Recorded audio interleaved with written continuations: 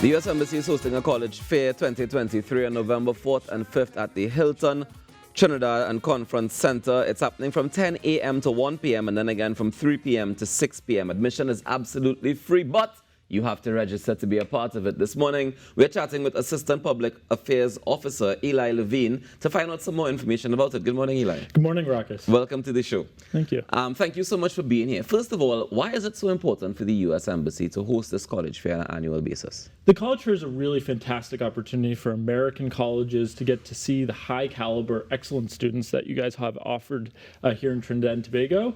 And it's a really amazing opportunity for students here to see all the amazing opportunities we have in the United States. And so one of the fantastic things about studying in the U.S. is the breadth and depth and diversity of universities and colleges that we have on offer. And so what you'll see at the college fair is, small community colleges, large research institutions, and really institutions that cater to every financial need and interest across programs.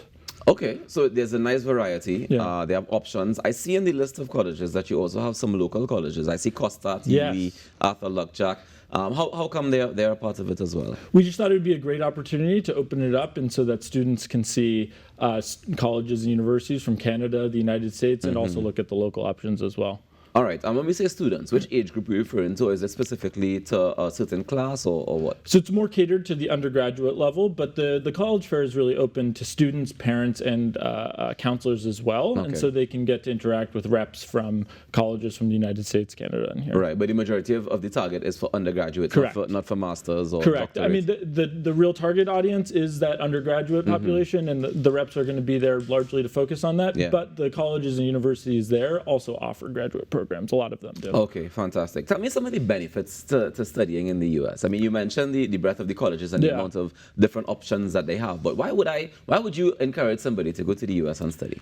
I mean, it's such an incredible opportunity to see the United States, explore the country, and really get to dive into a lot of the really amazing opportunities we have in large research universities or small college campuses. And so that real American college experience was a definitive one for me, and I think would be a really amazing one for Trinidad and Tobago students as well. And so the programs offered at some of these universities are ones that are really specialized and really well funded and developed. And so you have opportunities to explore majors in a myriad of curriculum and subject matters. And so these universities really offer unique experiences.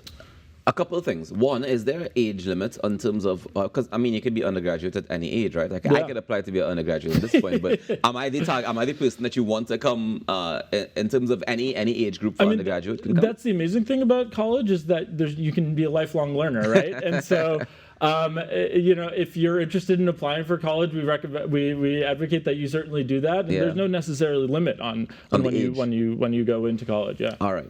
And the other part is that, we keep talking about the education aspect of it and, the fantastic facilities that they might have at these colleges and stuff like that. But as somebody who went to school in the U.S., I found the best part of my experience was actually outside of the college and getting to learn the different aspects of the culture. Yeah. How important do you think that is in terms of the education process? I think cultural exchange is almost equally, if not more important than the education that you get in the classroom. One of the most amazing things about universities in the United States is you often get people from not just across the country, but around the world. Yeah. And so students who come from Trinidad and Tobago to the United States shouldn't see it as just an opportunity to get to see America and all that America has to offer, but they'll get to interact with students and classmates and professors from every country around the world potentially. And so it's a really incredible opportunity. I'm glad you raised that. To really engage in cultural exchange for 4 years, however long that you're there, and really get to see a new side of the United States and a new side of the world. All right. Now, one of the things that always is a hot topic when it comes to studying in the U.S. is how much it costs. Yes. And I know there'll be different options for different people. Things like scholarships also available in this college fair? Yeah, so the reps will be able to talk about financial aid options, scholarships. We'll have sessions on paying for college and applying for college, breakout sessions along the side. And so that information will be readily available. And colleges are prepped to talk about the financial aid options they have available and really understand that that's an important aspect of applying for college. Most definitely. How we're paying for it is always very, very important. All right, so let's get into the details of the event coming up. It's this weekend, November 4th and 5th. Yeah.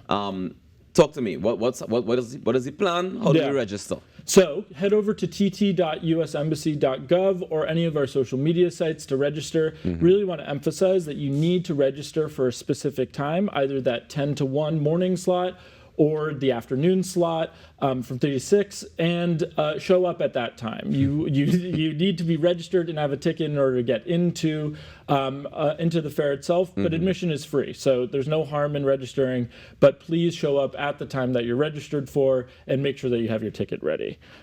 All right. Are there going to be any sessions? You mentioned the breakout sessions. Yeah. Are they going to have breakout sessions in terms of how do we apply for the student visa and that whole process? Yes, certainly. So we'll have folks from our consular section there at the fair to talk about student visa application processes and all that important information. Very, very important information. In terms of previous years, can you tell me what is the uptake been in terms of people who visit the fair versus people who actually go to U.S. colleges? I can't speak to exact numbers on who ended up in college, but we had over 7,000 students attend the fair last year, and we're looking to have about the same this year. So it's a huge group, and that's across both days.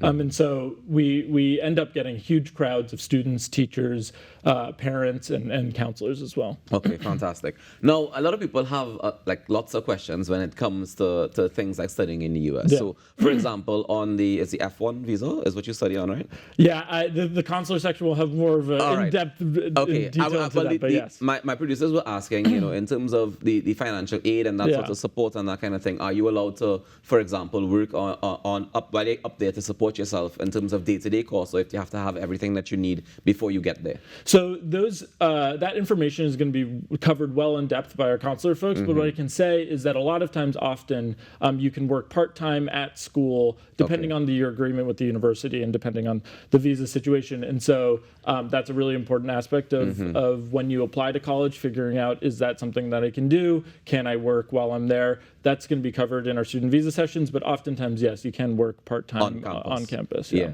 And so both days, November 4th and 5th, Saturday and Sunday, correct. Same sessions that are happening. Correct. And both morning and afternoon. Most of the information will be covered in the morning, afternoon. Our student visa sessions are in the afternoon, though. Okay. Well, is there anything else that you think you want to let people know for sure? Just to emphasize, please register before you come. We really are looking forward to seeing everyone. And excited to have everyone there at the Hilton Saturday and Sunday. Saturday and Sunday for either the morning session or the afternoon. All right. So again, you can head across to all social media. You can also head across to tt.usembassy.gov. And you can get the information. You can also register to be a part of it. It's absolutely free, but you need to have a ticket. To get the ticket, head across to the social media or the website, and you can register to be a part of it. Let me say thank you so much to Eli Levine for joining us this morning and sharing this information. Congratulations on another year, and we look forward to talking again soon. Thank you. Yeah, man. Take care. So we're going to take a quick break and come back with more inside the Now Morning Show. Please stick around.